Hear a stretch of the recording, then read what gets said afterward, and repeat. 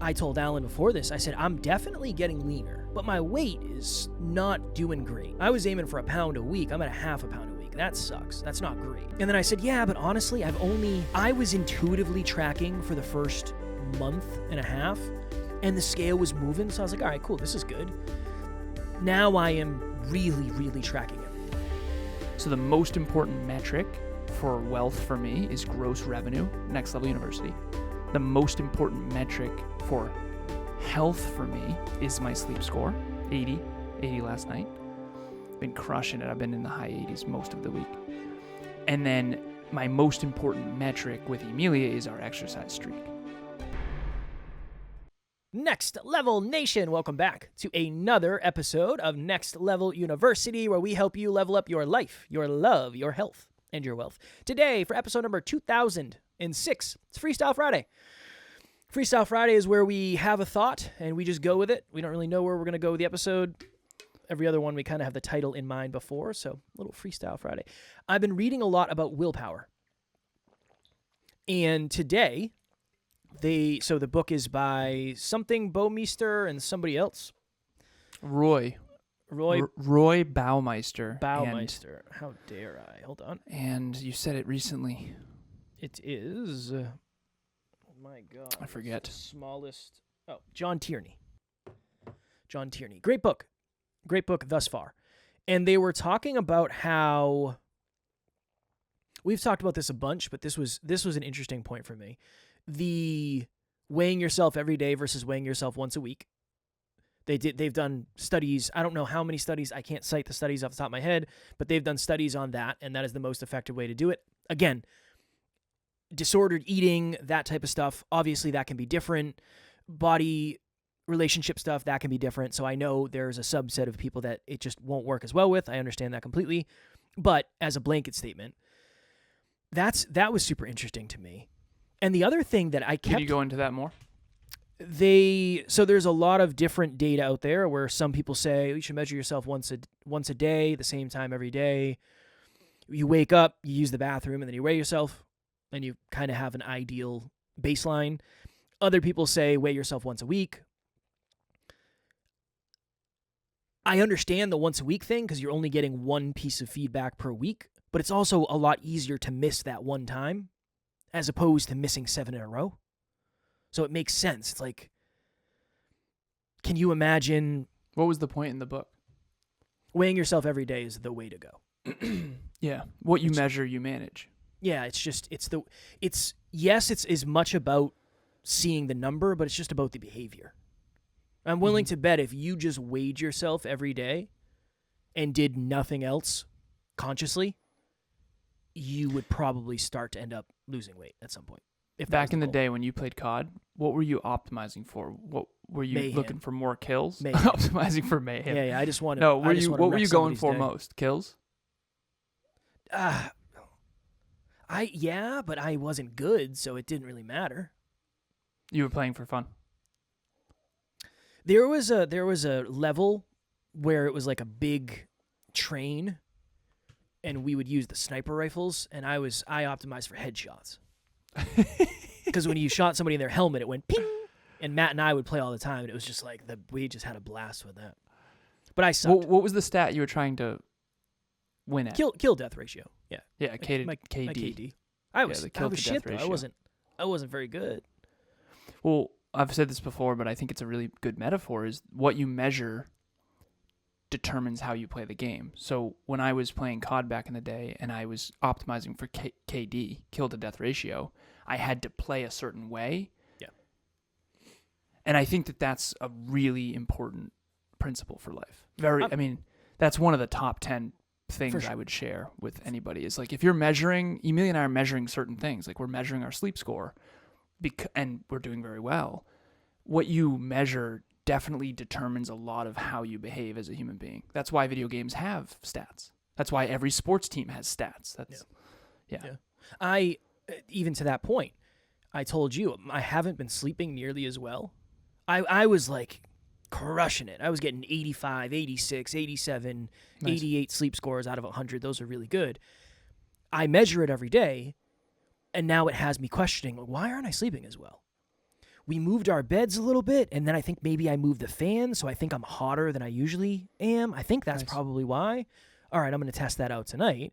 So you measure it, and then you're able to focus on, okay, why is the measurement not the way I want it to be?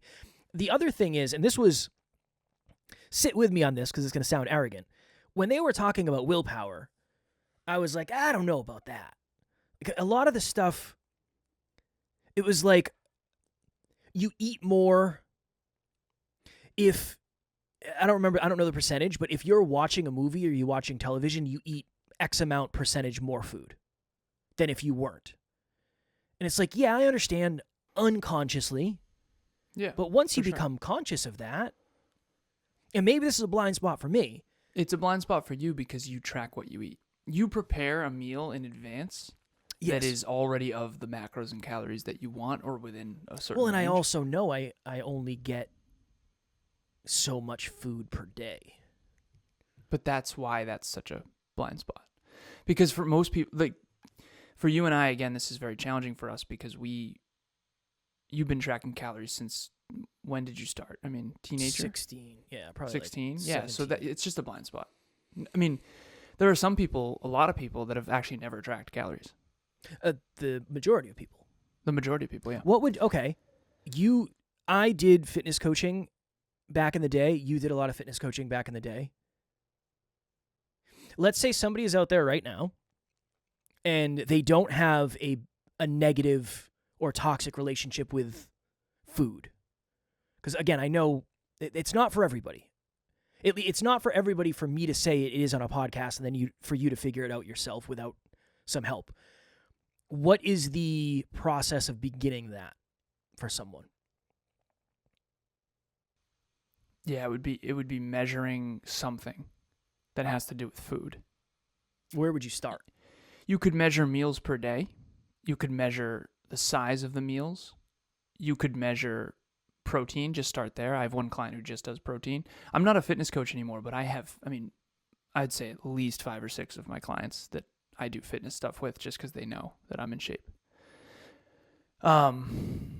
Again, depending on who I'm standing next to. And the angle of the photo. The angle of the photograph and which camera and the lighting and whether or not I edit it. I'm kidding. Although I do the auto edit thing on the iPhone. But I have one client who's just measuring 54 grams of protein. So her goal every day is just to make sure she hits that. And she struggles to hit that. It's a good place to start, though. Yeah, exactly. Well, it all depends, right? She doesn't get enough protein. She's vegetarian or vegan. I forget which. But she doesn't get enough protein, and she knows that, so boom. Whereas I have another client who tracks every calorie. He's doing 3,400 a day. Shout out to you, friend. Yeah. And he's in the, you know who you are. He's challenged by feeling fluffy. And that's how I feel right now. Like, I feel very fluffy. It's a kind way to put it. It reaches a point where you have the fat rolls on your pec when you take the photo for the fitness accountability group, and you're like, okay, I should probably cut now. I should probably cut now. But again, for anyone out there, to Kevin's point too, who doesn't do bodybuilding or fitness or whatever, I feel extremely in control of my physique at all times. And I remember what it was like back in the day when I didn't. Yeah. And so what would I say? I'd say start with some measurement around food, because you have to become, there are certain people in my life, I'll keep it anonymous, that they have the worst relationship with food ever. Emilia and I were talking about this on our walk yesterday, and they are afraid of food, but yet they love it. And whenever I'm with these people, I'm like, do you want me to keep the leftovers for you, or do you want me to take them home? They're like, take them, take the leftovers. Like, take the leftovers. Please take the leftovers. Please take the sweets. I'm like, okay, hell yeah, perfect. I think that it all comes down to, they don't really measure calories. They don't really measure protein. They don't measure much of anything. And I think that you can't really control an outcome without measurement. I would go as far as to say that. Yeah. It's hard. I understand. It's a challenge, and it seems extremely inconvenient, and it is at times, honestly. But it's just like anything else. I think it's super beneficial. There's been so many studies that talk about how effective it is to measure what you eat and track calories and track macros. And then oftentimes what people will say is, well, I did that and it didn't work for me. So you practice the behavior. Were you practicing the behavior correctly? Because I'm an idiot and I was measuring rice wrong. I've been tracking calories for decades, and I still. And here's the thing: I tracked it one time, I saved it in my app, and I just kept using that measurement. I was wrong. Was it the calorie tracking that was wrong? No, it was the calorie tracker. It was me. It was the measurements that were off. But I don't know if I'm good to talk about this because I am very similar. I don't know if I've ever really felt out of control when it comes to fitness. I mean, yeah, I had a mild eating disorder after my bodybuilding show. I definitely felt helpless. I couldn't stop eating. But again, that was like a physiological hormone thing that was going on. Unfortunately, that was brutal. The question I would ask you is, when you did do personal training, like what would be the first steps that you would give people? Because for me, it would be pick a gym that's close, make sure it's got good hours, and they're not like closed at 7 p.m. Make sure that it's a gym that is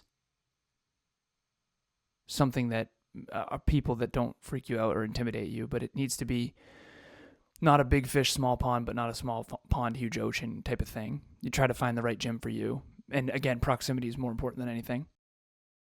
And then it would be, nutrition would be, you'd have to measure your weight for your, measure weight and then measure something to do with your meals.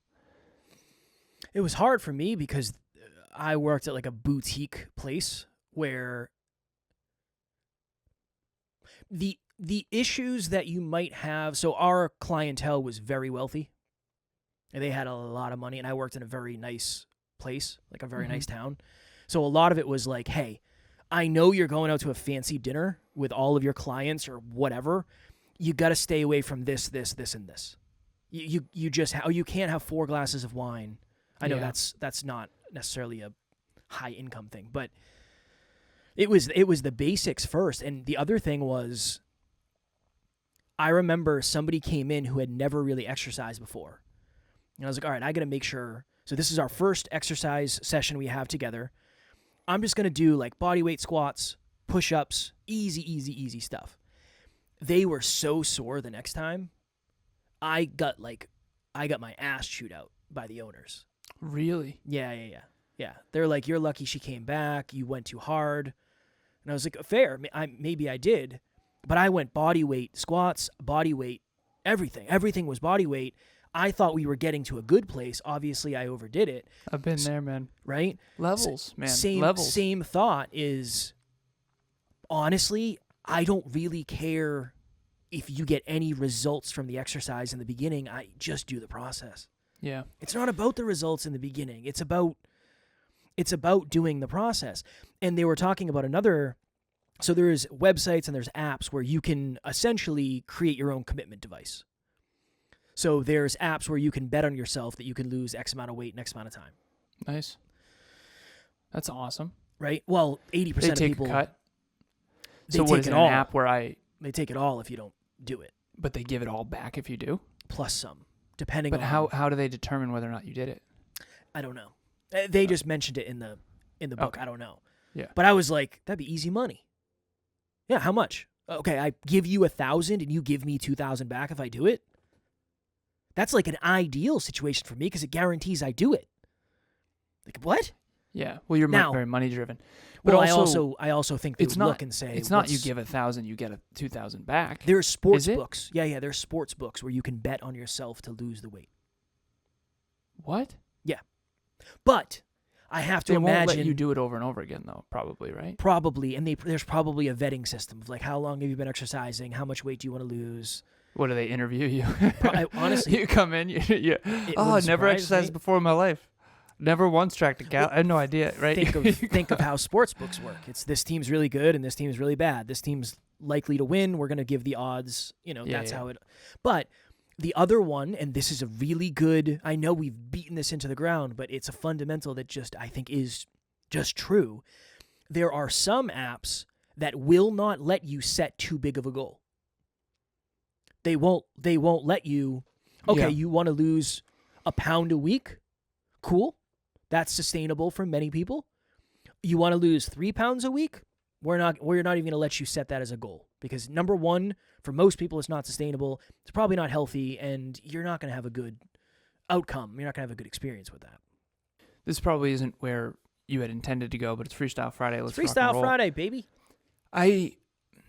As a math guy, engineer, disclaimer first, I don't know what it's like to not measure something. So if I want to get an outcome in any arena, I measure it.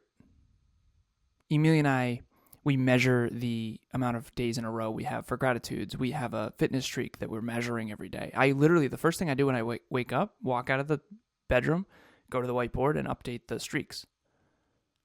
I don't know. I track metrics, I track habits, I have Google Sheets, boom, boom, boom, business. If I can get you to measure the right things, I can get you to focus and optimize on the right things, then you're going to get eventual results. Because if you don't, we're going to notice and then pivot. Well, the question is, why?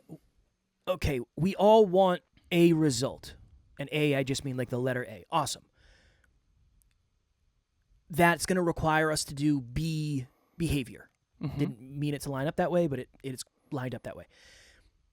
Are you, okay, you're clear on the A result. Awesome. Love that. Great start.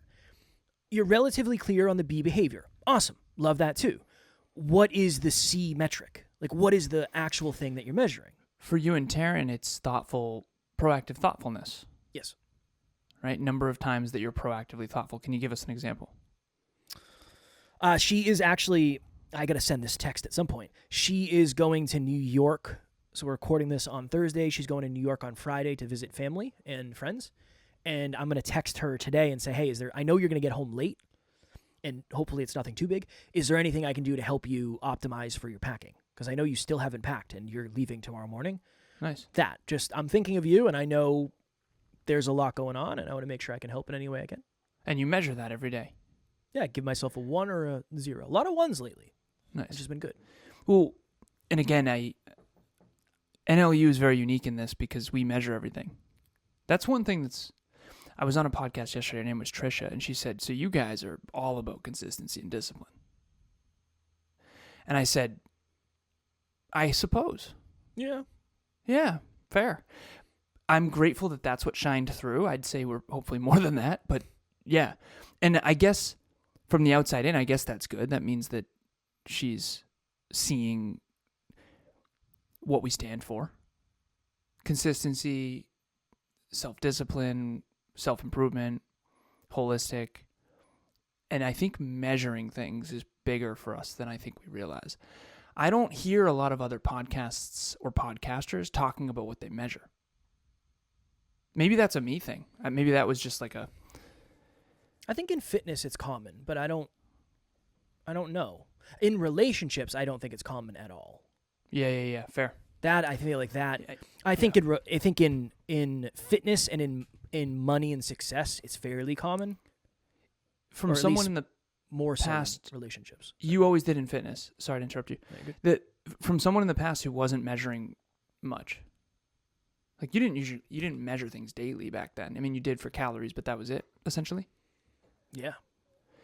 Now you measure lots of things. Lots of things. I mean, 10 plus metrics and habits every day. And that's, I can't even, it's hard for me to even imagine how out of control we would feel if we just stopped measuring everything. Imagine if you and I don't know if I would feel out of control because I wouldn't have the awareness to know the benefits of it.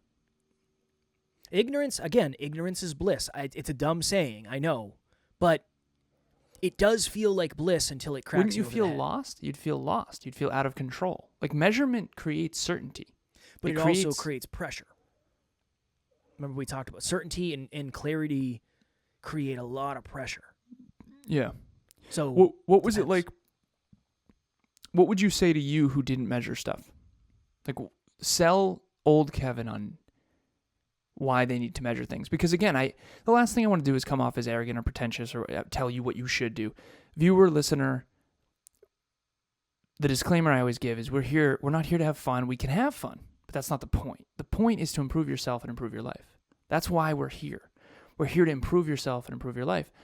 And you're never going to meet an athlete who plays at a high level or a gamer who's a professional or whatever who doesn't measure.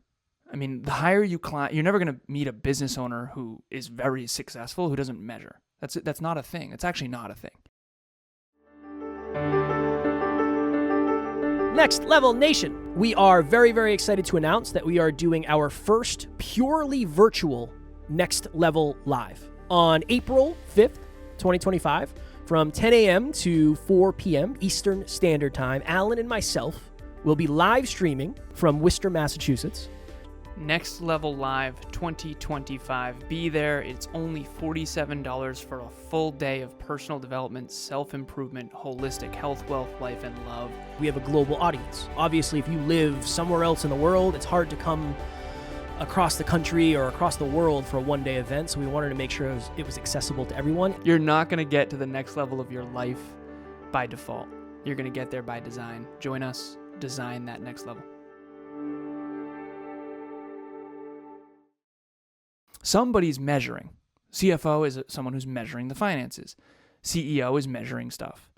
And as someone who came from a world where there wasn't a ton of measurement, even back when you were a foreman, you were measuring the amount of time, the job, like all that stuff. I just wonder why we do it in our careers and not in our personal life. Because it's a cheat code. Like measuring is a important part of improvement. I mean, even at report cards, progress reports as kids, like you can't just, everyone gets an A. Okay, well, there goes all the meaning, right? Who learned and who didn't? Who knows more, who doesn't, right? So measuring is critical. So how would you sell old Kev on that?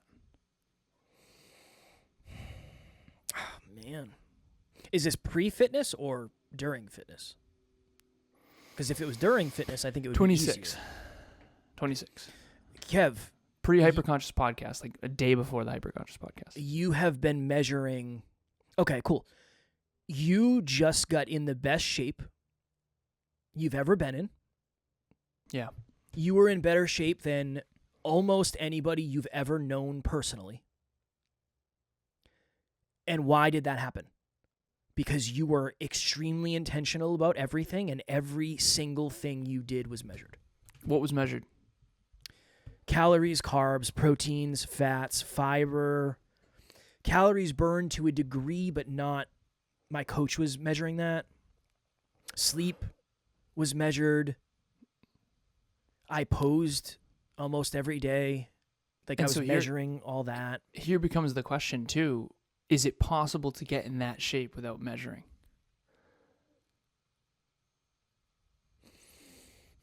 That shape? Without a lot of drugs. I mean, even with drugs, you got to measure, just probably not as much. Right. I don't know. Yeah, maybe there's a genetic anomaly out there that could do it. I don't know. Probably not. For you. Is it possible for you? No. Okay. Well, and again, I actually had that moment of like, I want to believe it's possible too. Maybe that's an arrogant thing too. Well, I told Alan before this, I said, I'm definitely getting leaner. Like, I can tell. And people are telling me at the gym. So it's like, okay, that's good. But my weight is not doing great. I was aiming for a pound a week. I'm at a half a pound a week. That sucks. That's not great. And then I said, yeah, but honestly, I was intuitively tracking for the first month and a half, and the scale was moving. So I was like, all right, cool. This is good. Now I am really, really tracking everything. Yeah. I mean, I had a protein shake before this, and I had 16 ounces of almond milk. That's all. And the reason I had 16 is because it's easier to measure than 17. Yeah, agreed. Now I'm measuring all that. So I think, okay, what is the common thing that happens? I measure it, and then it starts to work. And then for some reason I start to lose momentum, and then I don't get the result anymore. I should probably just stop measuring. No, the measuring is what built momentum in the first place. Yeah. Maybe we're not measuring correctly. Maybe the behavior's not right. Maybe we have a fundamental misunderstanding. Here's a really good thought. Imagine if somebody came to you and said, I make $100,000 a year. Mhm. All right, cool. Can I afford this $75,000 car? Well, no, you don't actually make $100,000 a year. No, I do. That's my salary. No, I understand, but that's not what you take home Mhm. every year. Well, no, but that's the number on my paycheck. Yes. Before taxes and before health insurance and before you contribute to all your things, you're not making $100,000. You're probably making $75,000. Mhm. That one little misunderstanding could set you up for a ton of pain. Same thing if you think peanut butter is, I can have, and peanut, there's nothing to it really. I could have as much as I want. No, that's all fat, Mhm. which means it's all calories. If you think, Well, a lot of people don't know that 1 gram of fat is actually 9 calories. as opposed to protein and carbs, which is what, 4? 4. Yeah. Right? So that's why things that are high in fat are high in calories, because they have more calories per gram. It's a whole fucking thing. But regardless, that little understanding, or, well, I know fish is really healthy. I could eat salmon. Salmon's really good for you, but it has a fair amount of calories because fish, a lot of fat. Yeah. like salmon, are fatty. It's healthy fat. It's good fat, but it still adds up calorically. So Yeah. it's just, I don't know. Again, as somebody who right now I'm very aware of how to diet and fitness and all that, and I feel really good. I hit a stuck point with my weight, and my thing was not, well, I should probably stop tracking. It was, am I messing up somewhere? Am I not drinking enough water? Am I drinking less water than I usually do, so my body's not working the way it should? It wasn't abandon behavior. It was get clearer on measurements and get clearer on behavior. Unfortunately, I know it kind of sucks, potentially, but when I get down to 170, and then hopefully my goal is 165, maybe, it's going to be because of the system, not anything else. I think it's so easy to just like see somebody who has the result and forget all of the stuff that went into it behind the scenes. Yeah. Right? Like, if we think of some of the most successful, we're podcasters, so we talk about this often, but some of the most successful podcasters and YouTubers, they're measuring everything. Everything is getting measured. I have a testing YouTuber out client stuff. who measures every day. If I butcher this, brother, he listens. I want to say at least 12 things a day for YouTube. It wouldn't surprise me. Yeah, correct me if I'm wrong, brother. Reach out, let me know if it's more than 12 or what the actual number is. But I mean, he has a whole spreadsheet. He has 3 spreadsheets, 3 sheets within a spreadsheet, 3 sheets within a spreadsheet, all for just YouTube. I believe it. I mean, there's a lot to measure. Yeah, There's a lot of and stuff. he's improving every video. He's thumbnail. So there's a book called Measure What Matters, OKRs, Objectives and Key Results, all this stuff. And Emilia recommended it years ago. I said, okay, duh. But I also understand that I come from an engineering world. I come from a math and science world. Yeah. And in the engineering world, I mean, we're at parties at a fraternity and we're talking about what we're measuring. I mean, we were mining for Bitcoin in our dorm room in 2007. So we would build computers and we would measure. I mean, I think this is a blind spot for me because I've never not measured. Even as a kid, I mean, 20th in the world, Bungie.net. Like, I was always measuring everything. I don't know how you can't win a game without measuring. At least that's my. I think you can. You're just not as in control as you could be. You know what I was thinking about too is when I used to be in the sort of pro gaming world, I was semi-pro, but there was coaches. Imagine being at a video game tournament. You'd see 4 people on a team playing 4v4, and they'd have a coach watching the game and coaching the team in real time. And I remember back then, I didn't have a coach. I remember back then thinking, is that fully necessary? Like, you guys are probably good enough to just win without someone looking over your shoulder, right? Now I disagree strongly with that old mentality. That coach is watching the whole game and is seeing things that each player isn't, that the 2v2, 4v4 sort of match up, blind spots, okay, double team. Like, that's why I think a lot of people succeed in, hear me out for this. And again, depending on where you live in the world, there's some sort of infrastructure though. So I'll speak for Kevin and I because both grew up in Massachusetts. So it was kindergarten, middle school, high school, college, corporate. All along that trajectory, there's other people measuring for you. You get report cards, you get progress reports, you get, meets satisfactory or needs improvement or exceeds whatever. I don't know. I don't remember. I believe it's satisfactory meets expectations. There you go. Thank you. And then in report card, 95 GPA, grade point average, boom, boom, boom. I think that once you become a dream chaser, maybe it's a blind spot to realize that you have to measure everything on your own. No one's going to measure your relationship for you. No. No one's going to give you a progress report. Hey, Alan, you and Emilia are doing really well lately. Strong fucking work. No one cares.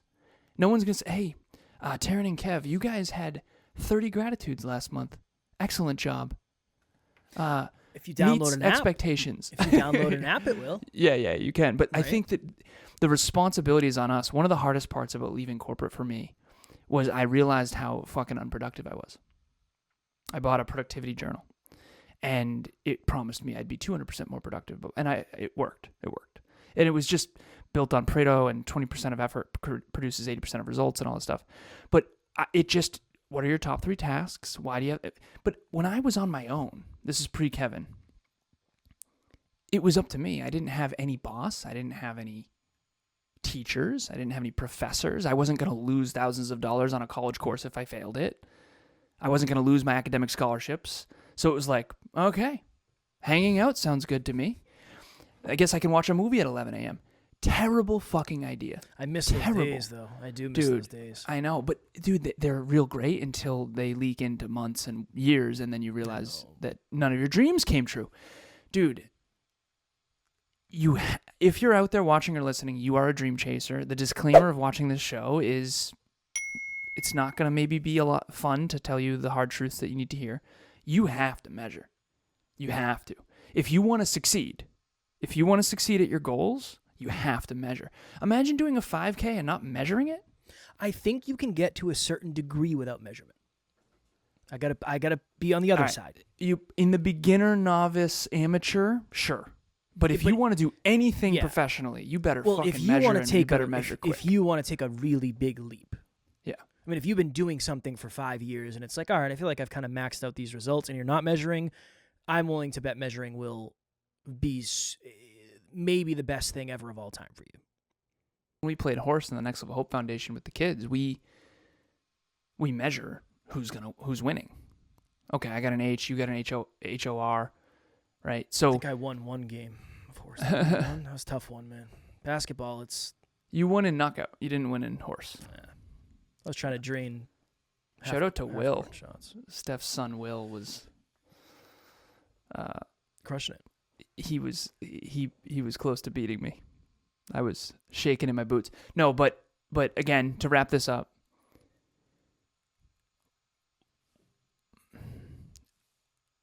I have measured things my entire life, and I've always wondered why other people don't. And even that short time when I became an entrepreneur, I was still probably measuring a lot of things in my head that I didn't realize I was.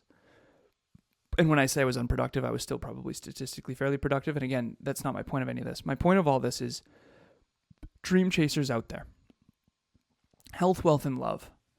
I promise you this. This is my next level lesson. If you find one, I call them a MIM, most important measurement. I do this with all my clients. What is the most important metric? Measurement, metric, same thing. So what's the MIM under health? What's the MIM under wealth? And what's the MIM under love? So the most important metric for wealth for me is gross revenue, Next Level University. The most important metric for health for me is my sleep score, 80 last night. Been crushing it. I've been in the high 80s most of the week. And then my most important metric with Emilia is our exercise streak. Because we exercise together. Yeah. Which I guess is kind of a health one too. But I was going to say. But what are yours? And if you have one under each, don't, start there. Start there. Yeah, you kind of stole mine again. That's the benefit of going first. Start measuring something. If there's something in your life where you feel frustrated and you're not measuring, start by measuring the simplest thing possible. Doesn't mean you have to do anything else yet. I think that's just a really good... I think it's really impactful, and it can be very, very powerful and very, very telling when somebody says, wait, there's 275 calories in that? Yeah. Yep. Yeah, way more than you thought, right? Mm-hmm. Yeah, I thought it was cool. Great. New awareness. Now you'll never look at peanut butter again the same way. You'll always look at it a little bit. I love peanut butter. I can't have it. Not right now. There's too many calories in it. I can't give up 1/10 of my calories for 2 tablespoons of peanut butter. Emilia bought this new gnocchi. Say that again? Gnocchi. You know how to pronounce that? Gnocchi? No, gnocchi. Gnocchi. Gnocchi. You got it. Just sounds weird. Gnocchi. Yeah. Dude, I looked at the stats on it. 28 grams of fat. Yeah, it's man. The butter sauce. It's the butter best, sauce. It's the best. So here's what we do. We open the bag, and we take out 2/3 of the butter sauce. Still awesome. We have jars of butter sauce. Oh. We can use for other stuff. By the way, did we talk about this on air? I did have Domino's stuffed crust pizza last week. Yeah. Did we talk about it on What'd you air? think? I don't know if we did. 8 out of 10. I'm getting it again this week, for sure, for my cheat meal. We got it delivered, and we got home from the gym late. It was cold. Not good cold. Air fried it the next day. Better. Let me tell you, we have a Domino's 5 minutes away. Nice. When I got there, they were taking it out of the oven. So when I got home, it was still too hot for me to eat. Yeah, that's what's up. It was... The cheese was nasty when it was cold. That's a cold... When we re-air fried it, air fryers are the cheat code. That doesn't matter if it's left over or not. You air fry it, it's good as new. No, awesome. No. Big it's fan. good, with but it's pizza, not good as new. It's close. No, you got to try it again. If it's I'm lined. gonna hammer it one more time. I do agree with you though. It was way better the second night. So that means fresh, it would probably be even better. I try to time it well to where it gets there at the same time as we get home from the gym, especially after a leg day because I'm 8 out of 10. Grow my legs. Yeah. 8 out of 10. I'll be having it this weekend. Sad. I mean, unfortunately, that's all I can eat. What is the deal with you can't get chicken on it? Did you notice that? You think First of all, I'm personally offended that you think I'm getting chicken pepperoni on your pizza. Yeah, of course, always. Dude, I'm not kidding. You can't get chicken on it. Have a protein shake. No. Hey, no. Have a fucking protein I got bacon shake. on it instead. Had to get bacon on it instead. Dude, couldn't get chicken on it. Not an option. Thought it was the website. Boom, went on the phone. Didn't work. Can't get chicken on it. I don't know if it's a UI issue or they just somehow are like, no, you can't have stuffed crust and chicken. I don't know. Makes no sense. Here we are talking about health and fitness. We're talking about this. We eat 80% of the time clean. Yeah, I've been having I know you got to go. I've been having a bag of Brussels sprouts. I know frozen's not the way, and it's not as good. I know. It's just been about convenience. Butter sauce? Nothing. No. Dry as can be. Nice. Throw some salt on there. Maybe a little bit of hot sauce. Big fan of Brussels sprouts. Yeah. Brussels sprouts are where it's at. All right, cool. Big fan of beets lately. Good Pickled beets? Pickled beets are the way. The red ones, pink ones? Yeah, we used to have those. My grandmother used to buy jars of those. Yep. Emilia loves them. They're good. How are the cows in them? Oh, not bad at all. Cool. Yeah. Little Probably pickled beets. 15 per? Not even? Okay. Something Per one beet? Yeah. Are they sliced? Or they're whole beets? No, they're whole beets. Whole beets. They're small, though. They're like that. Okay, cool. All right, we're going to get out of here. April 5th, 2025, Next Level Live. 10 a.m. to 4 p.m., totally virtual. You don't even have to leave your house. There's breakout sessions. It's a full-day event. So it's a full-day NLU episode, essentially. Obviously, it's different, but we're only having 50 people. Tickets are actually, and again, we're not just saying this, they are actually selling faster than we expected, which is good, because for the first 8 years, they didn't. So if you want to attend, make sure you get your ticket. Don't wait to the last minute, because they won't be there because we're focused on making sure they're not going to be there because we want to make sure we don't lose sleep before the event. So link will be in the show notes. $47. Hold on one sec, please. $47. A bargain at twice the price. Full personal growth day, again, 10 a.m. to 4 p.m. Take a step off the treadmill. Think and contemplate about your health, your wealth, your love. It's different than a podcast. It's different than a meetup. It's going to be, I was telling this to someone who I coach because he does group facilitations. I said, it's kind of like a speech, a training, a podcast, and a group facilitation all wrapped into one day. And you don't have to attend the entire thing. If you have to dip for a little bit, whatever, it's come and be there when you can. Like-minded dream chasers who are into personal growth. And you get access to the replay. And you get access to the replay. Yep, we're going to have a 100%. Replay of the whole thing. But if you want to meet like-minded dream chasers, if you're lonely on this journey, this is the place to do it. For $47, I mean, I would be willing to bet you're never going to find a live event like this for that price point. And that's on purpose. So please don't wait to get your tickets. Seriously, we are only doing 50. 5 groups of 10 people. And take a step out of your life for a second to work on it instead of just being on the treadmill every day. Boom. As always, we love you. We appreciate you. Grateful for each and every one of you. And at NLU, we don't have fans. We have family. We will talk to you all tomorrow. Keep it next level. Next Level Nation.